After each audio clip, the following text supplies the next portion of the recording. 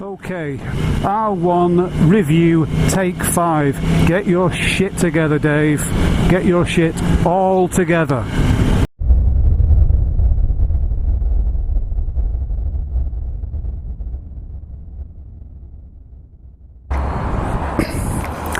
Alright, let's review this. This is my personal 2016 R1 and it's gonna get reviewed today. Okay, just a little brief look on the outside. You're all familiar with how the new R1 looks. Only slight difference between this one and the 2015 is some little styling cues with the striping, i.e. it doesn't have this big sort of number plate thing on the front anymore, and it's just a little bit more subtle in the striping. I quite like it like that, but mine is pretty much bog standard apart from the Akropovich tail can, the bubble screen and some GB Racing engine protectors. Other than that, it's a pretty much bog standard bike. Still running the Bridgestone Battle Axe RS10 Type R tyres, which are still going very strong, even though they're a little bit chewed up after the track day a couple of days ago.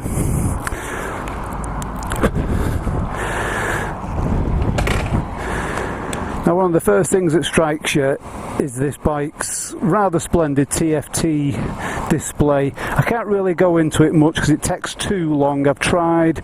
It's basically just a very, very comprehensive screen which shows you all the information you need, and it is adjustable all over the place, and from this screen, using a little scroll wheel, you can adjust all the bike's parameters. It's very, very good, but I just don't have time to go into it all today, so let's just start up. Now, as you heard there, the bike always seems to make a big deal of starting up. It seems to just need a couple of extra turns of the crank just to get it to fire up. You just got to hold the button just a little bit longer than you would on most other bikes. But she's up and running now, so all for the good. Okay, before I start reviewing this bike, if you're watching this video because you're considering buying one of these babies, then I'd like just to start by asking you to ask yourself a question, and that question is, why do you want this bike? We'll come back to that later. Now, starting on this bike, I'm going to start with what it's like in traffic.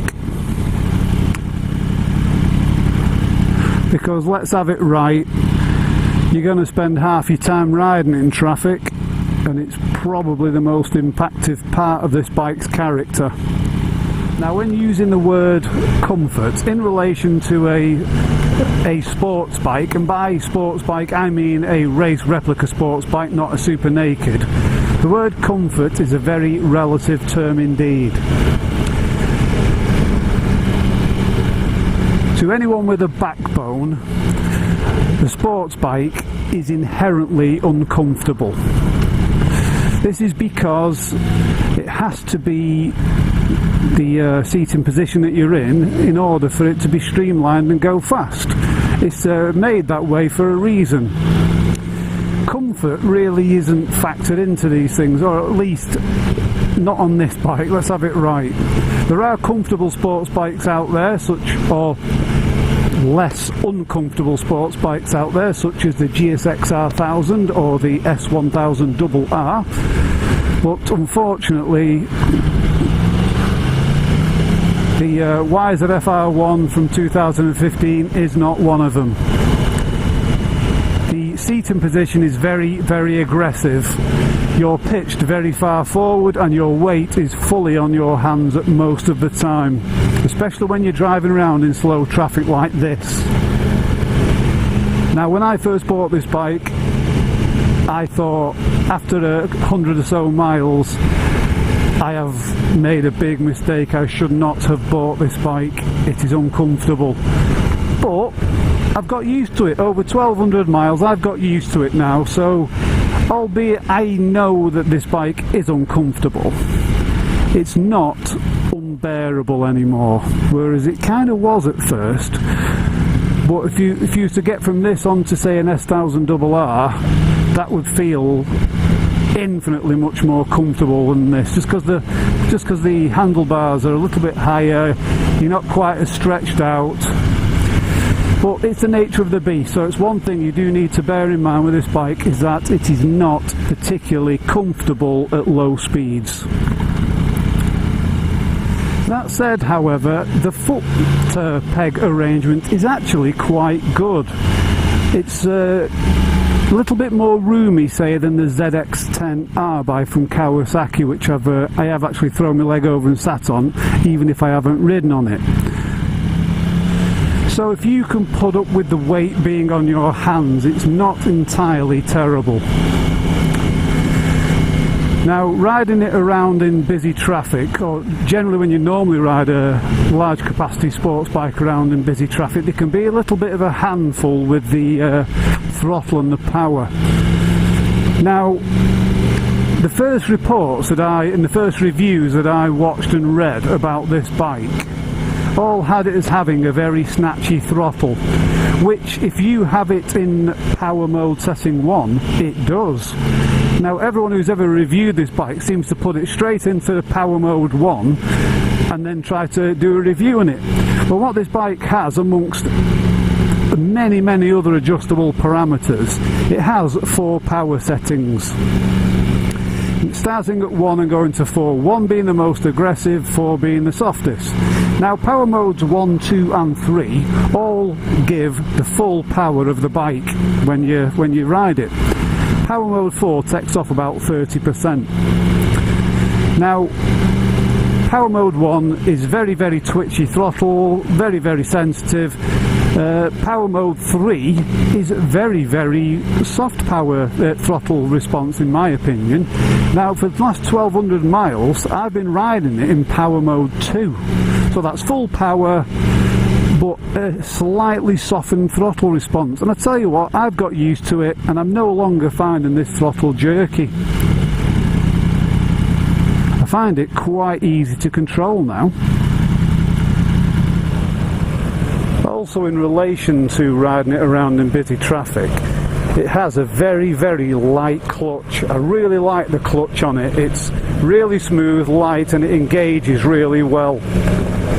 Now, if anyone watching this doesn't know what a cross-plane crank is, I'd advise you to Google it and just look it up to find out, just learn for yourself, because that will explain it better than me, the characters of a cross-plane crank. But one of the reported characteristics of a cross-plane crank with the irregular firing order is they are apparently supposed to be quite vibey, but this is not the case with this bike. I don't know about the previous one, the up to 2014 version. I imagine that was the same because it's largely the same engine, but I am not discerning any vibrations through either the handlebars or the foot pegs at any revs. It's a real achievement by Yamaha, that, and you've got to take your hands off it. And I'm susceptible to vibrational white finger, but this bike does not affect me in the slightest. Come on.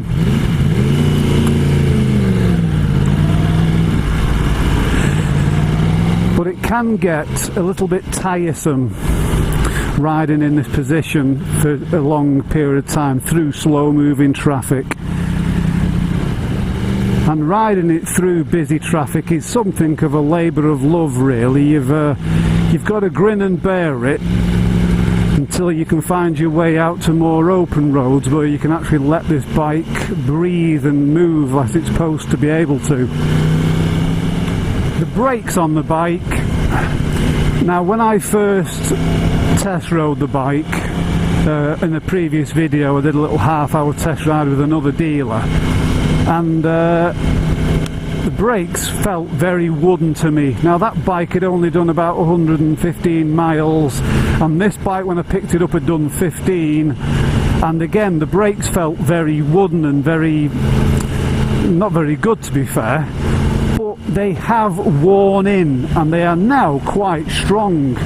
And they are more than strong enough for general road use, and they're certainly strong enough for riding around town than in busy traffic, and for just general road use they are fine, but they are not completely fine when you're going faster, and I'll cover a bit more of that later. Now, where this bike really starts to earn its rent is when you manage to shrug off the busy roads of the town centres and you find yourself on a nice bit of open road where you can finally let the bike breathe.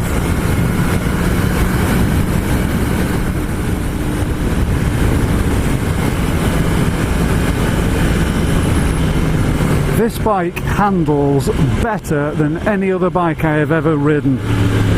Now, I'm not saying it's the best handling bike in the world, but I'm prepared to put my nuts on the line and say this is the best handling litre bike, or at least in the affordable bracket anyway.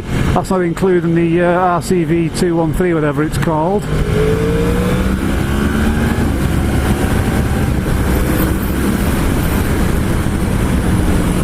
It has mountains upon mountains of power.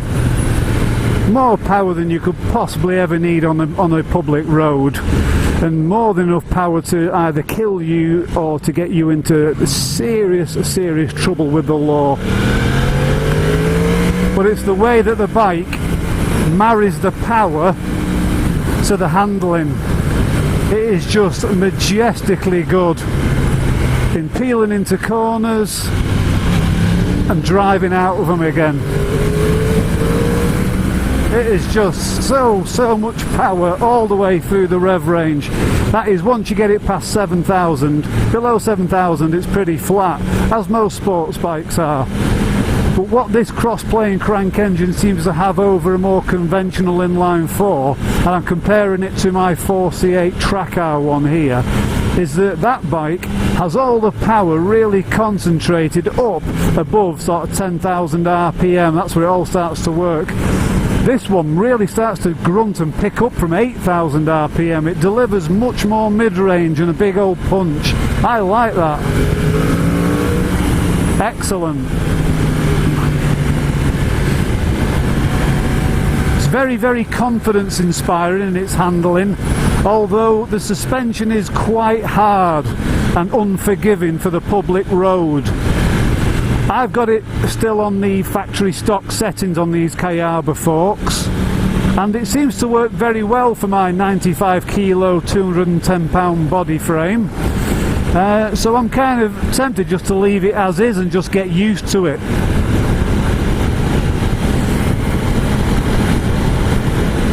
Now, what this bike has in abundance of is rider changeable electronic rider aids. It's got loads of them. It's got everything you'd possibly ever need. It's got power modes, it's got loads of traction control, it's got slide control, wheelie control, launch control, any kind of control you want, it's got it. Now, one of the good little features of this bike is that instead of having 2 or 3 factory preset modes to flip between, which alters power, traction and wheelie, things like that, in just one sort of press of a button, what you can do on this, it has 4 modes, but those modes themselves are actually completely adjustable. So when it comes from the factory, A mode is the most aggressive. It's got power mode setting 1, it's got the least amount of traction control, least amount of wheelie control, slide control, and you've got power mode D, which has got the power mode 4, all the traction control all the way up, things like that. But you can change them. You can go into the menu and you can change them. So, for example, mine, power mode D was set up for me by the mechanic who gave it its 600-mile service. He's a mad R1 head from Chorley Yamaha, and he said, I'll set it up for you. If you don't like it, just put it back to factory stock. But it's like a track mode. It's got loads of it is switched off. The traction control's on minimum, the wheelie control is off, slide control's on minimum, the launch control is off, you know, and it really, to be fair, it was too much when I actually ride this bike on track, which I'll come to in a minute. So the rider modes, the 4 changeable modes, it's a good little feature. But I actually quite like mode B, the factory stock mode B. It's got a nice throttle response in power level 2. It's got traction control 3 out of 5, so it's not all the way up, but it's there to help me out. It's got slide control, which is 2 out of 3, so it's on a medium setting for the slide control. It also has the wheelie control active and the quick shifter active and the launch control system active, which I've not tried yet. But even things like the quick shifter has 2 settings. It has setting 1, which is as fast as possible, and setting 2, which gives a much softer gear change. Oh, a little puppy. Little doggy. Hello, doggy. So I think Yamaha have hit on something quite good with this fully adjustable mode setup. Now, I'm normally not a big lover of modes. If any of you watch my previous videos, I've gone on at length about pretty much how pointless they are, because you just pick one that you like and stick with it. But with this one, especially in relation to the power modes, as I said earlier, power modes 1, 2 and 3 all give maximum power, just increasingly softer throttle responses.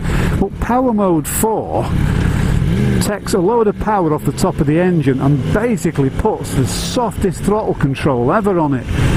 And I've never known a mode like it on a, which I suppose it would be rain mode, wouldn't it? It's one that you'd use in inclement conditions if you're stupid enough to ride this bike in winter or anything like that. But I have never known a power setting on an adjustable power bike that actually feels like it makes a big difference. And this one does. Power mode 4 is as soft as anything. So yeah, big up to Yamaha for actually giving power modes that are useful. Another good plus for this bike for riding it around on the public road is that it gives a surprisingly good gas mileage. When I was running it in, I was getting mid-40s, like 42 to 45 mpg out the thing. Remarkable. That's 10 more than my Tuono could do on its best ever day. And now it's running and I'm riding it a bit more spirited. I'm still getting 38, 39 miles per gallon out of it. And if you put it in the lowest power setting and stick it on the motorway at 70 miles an hour, you're getting almost 50 miles per gallon out of the thing. It's remarkable. But all this road talk is just deviating us away from the main reason why I personally bought this bike, and that is, what's it like on track? One word: majestic. That's the only way that I can describe it. I took it to Donington Park a few days ago and I run it in the fastest group there, and it was superb. I mean, the handling is absolutely bullet accurate. It's like a 600. I mean, it feels like a 600 anyway in its sort of dimensions, but it turns so quick, but it is so planted while it does it. But as well as being planted, it also allows for quite a lot of feedback.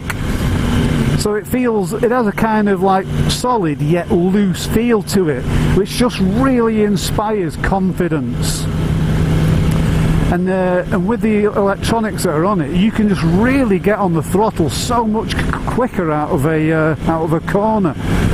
And you know, and this is like no BS. This actually happened. It's the first time it's ever happened to me.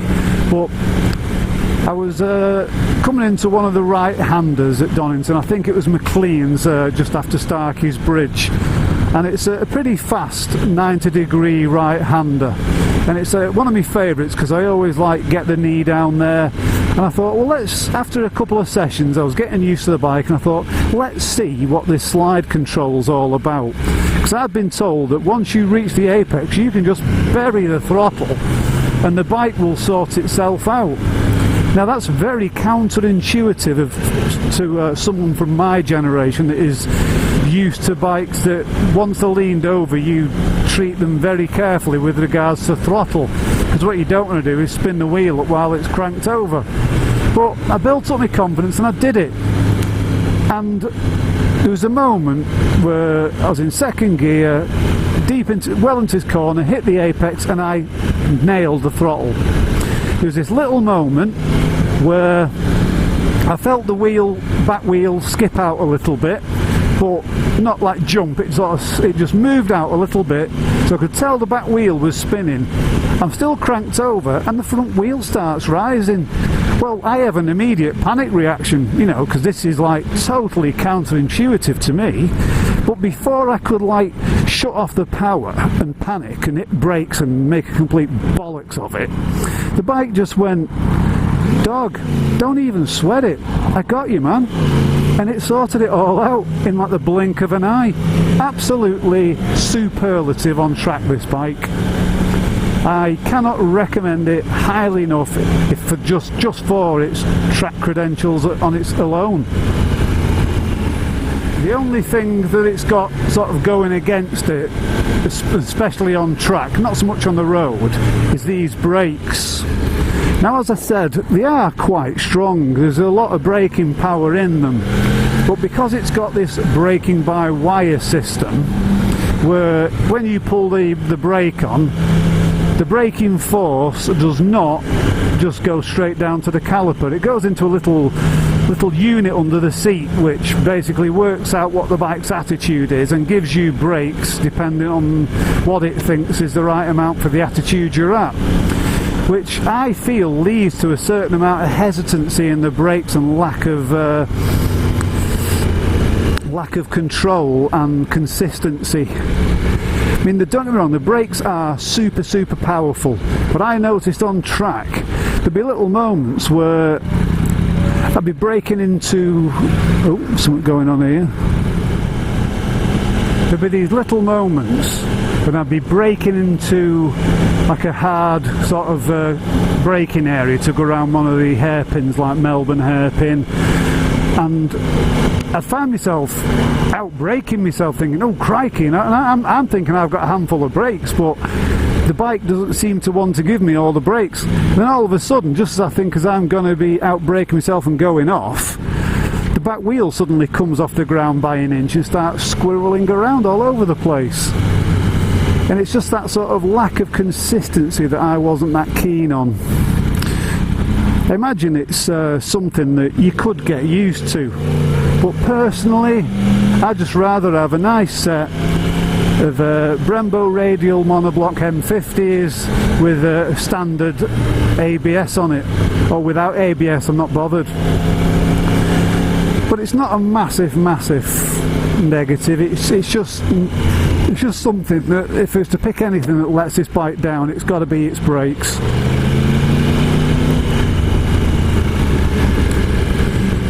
Now, at the start of this review, I asked you, the viewer, a question. If you were wanting to buy this bike, if you used to ask yourself the question, why do you want this bike? Why do you want to buy a new R1? And you have to ask yourself that question, and you have to be honest with yourself when you answer it. Now, the three sort of questions, the three answers that I could sort of think of to answer that question is: one, I just want to own the latest, state-of-the-art, arguably best mass-produced sports bike on the road today. I just like to own the best, and I want to own the best. Then that's fine. If you just want it as a bit of a status symbol, or a bit of just a bit of something to make you feel good of owning it, if you just want to put it in your garage and polish it and do about 200 miles a year on it, as long as you can afford it, crack on and buy one. It will please you. But if you answer the question, well, I want a modern sports bike to commute to work on, to ride around at weekends on, and to use as my sole transport, then I would say no, don't buy this bike. As a commuter, it would be worse than terrible. It's not comfortable, you know, for long sort of slow journeys, and it would just get on your wick really quickly. It would start to really get on your nerves after a bit.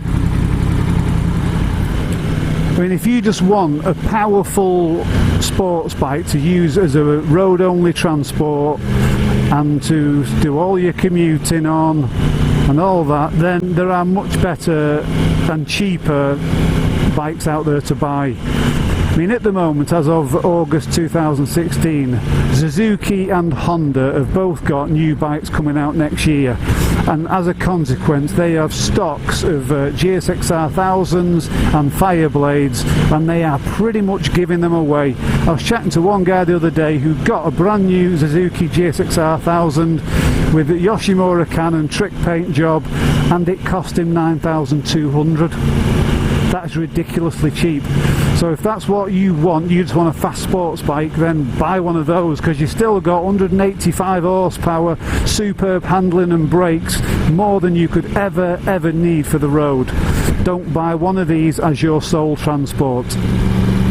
Now, the third answer to this question I could think of, which was my own personal answer to the question, is I want state-of-the-art sports bike to ride as a second bike, to ride on the roads and on track.